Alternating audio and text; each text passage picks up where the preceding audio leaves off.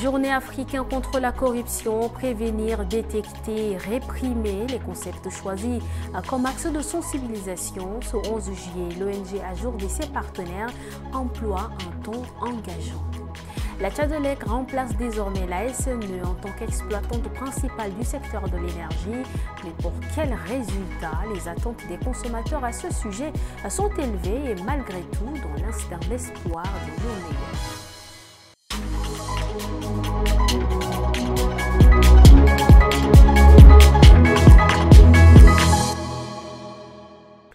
19h45 du vendredi 11 juillet, merci de nous rejoindre. Ouvrons avec cette information condensée en mission officielle à Abu Dhabi. Le ministre d'État, ministre des Finances, du Budget, de l'Économie, du Plan et de la Coopération internationale Tahir Bin Giling a eu l'ancien honneur de remettre à son Altesse Cheikh Mansour bin Zayed Al Nahyan, vice-président des Émirats Arabes Unis, un message du maréchal du Tchad, président de la République Mohamed Idriss Déby Itno, à son frère et homologue, son Altesse Cheikh Mohamed bin Zayed Al Nahyan. Ce message s'inscrit donc dans le cadre du lancement du plan national de développement Tchad Connexion 2030, prévu les 9 et 10 septembre 2025 à Abu Dhabi. Une initiative stratégique visant à transformer durablement l'économie tchadienne. Le ministre d'État a exprimé ses vifs remerciements pour l'accueil chaleureux et l'hospitalité dont il a été l'objet, soulignant la solidité du partenariat entre le Tchad et les Émirats Arabes Unis. Chaque 11 juillet, l'Afrique commémore la journée de lutte contre la corruption. L'ONG Ajour et ses partenaires ont ouvert un atelier de sensibilisation ce vendredi matin dans un hôtel de N'Djamena. Prévention, détention, répression. Les participants ont réfléchi aux moyens de combattre un fléau qui ronge le pays. Focal Boabsolon, Abakar Lambert, Guéna Oudoum Cynthia. Prévenir, détecter, réprimer, c'est autour de ces trois axes que l'atelier s'est articulé. Objectif affiché, sensibiliser les citoyens, renforcer le cadre légal et encourager la coopération entre institutions. Dans une salle comble, les représentants de l'autorité indépendante de lutte contre la corruption ont lancé un appel à la mobilisation citoyenne pour faire reculer ce mal qui mine les fondements de l'État. Dans un continent riche en ressources et en potentiel, il est impératif que nous agissons ensemble pour éradiquer cette pratique néfaste. Au Tchad, comme dans de nombreux autres pays africains, nous sommes confrontés aux conséquences néfastes de la corruption, qui se manifeste par le détournement des fonds publics, le népotisme, le favoritisme, l'impunité, l'abus des pouvoirs, etc. Parmi les recommandations formulées en fin de session, renforcer l'éducation civique dès le plus jeune âge, mieux protéger les lanceurs d'alerte et faire connaître le numéro vert 1222 pour signaler anonymement toute tentative ou cas de corruption. Un atelier de plus, peut-être, mais les organisations, c'est aussi un pas de plus vers une culture d'intégrité au Tchad. Le ministère de l'Environnement, de la Pêche et du Développement durable et l'ONG Sahara Conservation ont signé une convention au siège du ministère ce vendredi. Un accord qui vise à préserver et gérer de manière durable la réserve de Wadi Rimé, Wadi Hachim, joyau écologique et culturel du Tchad. Baïlassam Emmanuel. Cette convention, conclue entre les deux parties, ambitionne de concevoir et mettre en œuvre un modèle de gestion adapté à la réserve de Wadi Rimé et Wadi Hachim. Ce modèle prend pleinement en compte les spécificités écologiques de la réserve, sa taille exceptionnelle, sa richesse biologique, ainsi que la complexité des dynamiques humaines et territoriales qui la traversent. L'accord repose sur trois piliers fondamentaux: la protection et la restauration des écosystèmes, l'implication des communautés locales dans la gestion de la réserve et la recherche de financement pour garantir sa durabilité. La gestion durable de la réserve devra contribuer à améliorer les conditions de vie des populations à travers l'éducation, l'amélioration de la santé, l'écotourisme, la gestion et l'utilisation raisonnée des ressources et la valorisation de ces savoirs traditionnels. Tout en saluant l'engagement de l'ONG Sahara Conservation dans la préservation des zones arides avec professionnalisme, le ministère de l'Environnement appelle les acteurs concernés à faire de cette réserve un modèle de gestion participative et durable. Cet accord de partenariat n'est pas une fin en soi, mais le début d'une collaboration renforcée.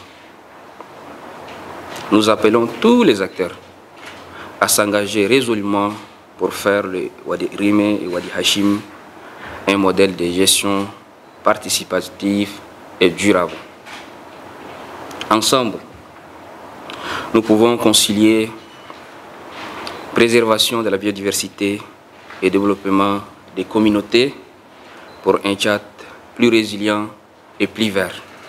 La réserve de fond de Wadi Rimé, Wadi Hachim, est une réserve naturelle située au centre du pays, dans la région de Bata, couvrant une superficie d'environ 77 950 km².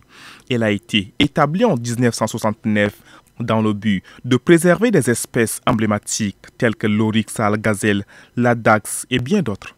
Rendons-nous à Sahar où les forces de défense et de sécurité ont présenté ce 11 juillet plus d'une centaine d'armes saisies ces derniers mois. C'est une opération de récupération qui s'inscrit dans la lutte contre l'insécurité dans la province du Moyen-Chari. Le point avec Farel Brian Dekoula rendu par Dikoridon Marmel. Des armes de guerre, mais aussi des armes artisanales. En tout, 140 pièces saisies entre les mains des civils ou des groupes soupçonnés de s'aimer le trouble. Une présentation publique comme un message clair. L'État reste déterminé à désarmer tous ceux qui détiennent illégalement des armes. Les forces de défense et de sécurité sont autorisées à porter les armes. Et si une partie de la population est armée, nous les considérons des personnes hors la loi et nous les considérons comme des rebelles. Nous allons utiliser notre force pour le combattre. J'ai déjà lancé un appel solennel pour que les civils déposent les armes. L'opération a démarré l'an dernier et se poursuit. Pour les autorités, il s'agit aussi d'un appel lancé à la population à collaborer davantage avec les forces de sécurité. Pour le général Mohamed Idriss Nafé, commandant adjoint, zone de défense numéro 5, la mission reste claire, assurer la sécurité des biens et des personnes. Les opérations de traque vont se poursuivre, promet-il, jusqu'à ce que la paix revienne totalement dans la province. Le temps d'une actualité en bref dans cette édition, c'est une compilation de Baïla Semi-Manuel. Le ministre de la Santé publique et de la Prévention, Dr Abdelmadid Abdirahim, a rencontré ce matin deux parlementaires de la province du Moyen-Chari. Les échanges ont porté sur la situation sanitaire de la province. Le député Nasra Dimasngar a relevé que leur rencontre a permis de mieux cerner les efforts fournis en matière de santé pour tout le pays et la province du Moyen-Chari en particulier. Le ministre a mentionné que l'objectif de son département est d'assurer des soins de qualité à toute la population dans l'équité et l'égalité. C'est pour répondre promptement aux sollicitations de la population que le gouvernement de la République du Tchad a instauré la couverture santé universelle, une stratégie novatrice pour le Tchad et vient soutenir la vision du président de la République tendant à moderniser le système de santé. Ce vendredi, le débat général a porté sur l'examen de plusieurs textes, notamment les projets de documents de travail, ainsi que le projet de déclaration de la 7e réunion de coordination entre l'Union africaine, les communautés économiques régionales et les mécanismes régionaux. Le ministre d'État, ministre des Affaires étrangères, Dr Abdoulaye Sabrou Fadoul, et ses collègues examinent les différentes décisions de la 47e session ordinaire du Conseil exécutif en vue de leur adoption avant leur soumission au chef d'État et de gouvernement prévu pour le 12 juillet. Le directeur général adjoint de l'Office national de la sécurité routière, Hassan Ibrahim Guiré, a entamé ce vendredi 11 juillet 2025 une campagne de sensibilisation à l'endroit des chauffeurs et des propriétaires des gros porteurs de la ville de N'Djamena. Cette campagne vise à réduire les accidents de circulation dans la capitale. À la tête de l'équipe de mission, le DGA de l'ONASER s'est rendu notamment à la gare du quartier Goudi, communément appelée Tachamosoro, dans la commune du 2e arrondissement, ainsi qu'à celle du quartier Farcha dans le 1er arrondissement. Cette sensibilisation permettra de fluidifier la circulation, de réduire les embouteillages et surtout de prévenir les accidents. Le 11 juillet marque également la journée mondiale de la population, une occasion pour alerter sur les enjeux liés à la croissance démographique. N'Djamena, le Fonds des Nations Unies pour la population, l'UNFPA, a saisi cette date pour faire passer un message fort. Dans une déclaration ce matin, sa représentante au Tchad, Yewande Odia, a mis l'accent sur l'urgence de l'éducation sexuelle et reproductive, en particulier chez les jeunes. Maditolom Israël, Maxime Solmenga, Rassemor Djemleila. Autonomiser les jeunes pour qu'ils créent les familles qu'ils souhaitent dans un monde juste et plein d'espoir. C'est le thème choisi cette année pour la Journée mondiale de la population. Un moment fort de sensibilisation sur les grands défis démographiques, notamment la santé reproductive, l'égalité des genres et le développement durable. À travers son mandat, l'UNFPA défend le droit de chacun à décider librement du nombre d'enfants qu'il souhaite ou de ne pas en avoir et du moment où les concevoir.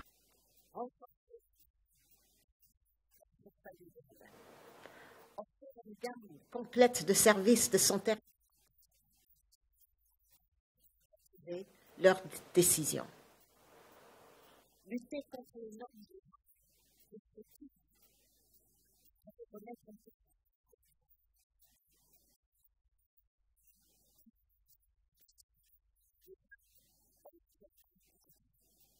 Au Tchad, les chiffres interpellent. Le taux de fécondité est de 6,4 enfants par femme. Pire encore, 37% des filles âgées de 15 à 19 ans sont déjà mères ou enceintes pour la première fois.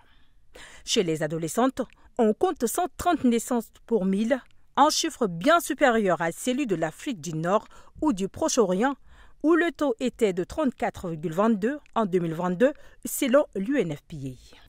Au crochet de cette édition, au Tchad, seuls 6,4% de la population ont accès à l'électricité. Et dans la capitale, les délestages font partie du quotidien entre coupures à répétition et systèmes dégénéralisés.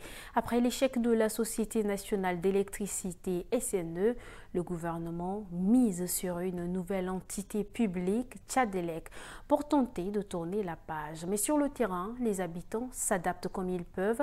Entre des bruits et espoir, le reportage de Aimé Dolinassou sous les images de Ralombay Bonaventure. Ce matin, dans son salon paisible, ventilateur qui tourne, télévision allumée, Théa Bébêtre en profite d'un moment de répit. Mais il se souvient très bien des années de galère avec l'ex-SNE.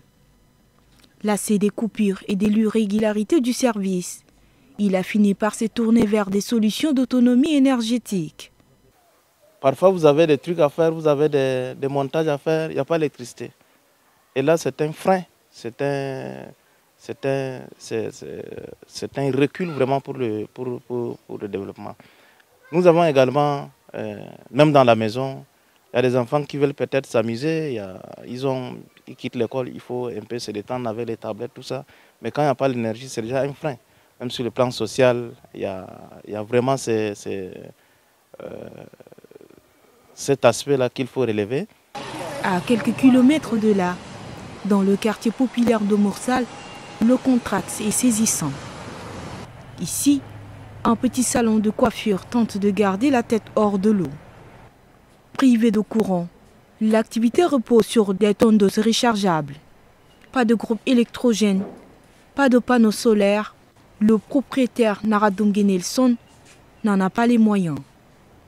Alors, il reste branché au réseau public avec l'espoir que la nouvelle société Tchadelec tienne ses engagements. Alors si la nouvelle société peut nous donner l'électricité pour qu'on puisse travailler et venir retirer leurs factures, je trouve que c'est une bonne chose. Cette nouvelle société, j'attends d'elle aussi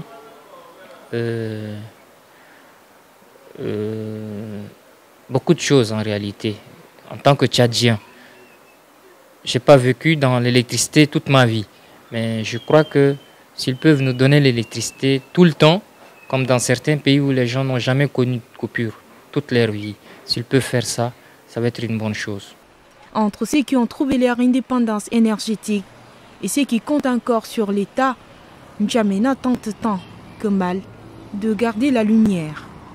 Avec un taux national d'accès à l'électricité de seulement 6,4%, le Tchad reste l'un des pays les moins électrifiés de la planète. Et c'est tout pour cette édition. Merci de votre fidélité et restez en compagnie des programmes de Tchad Info TV. Bonsoir.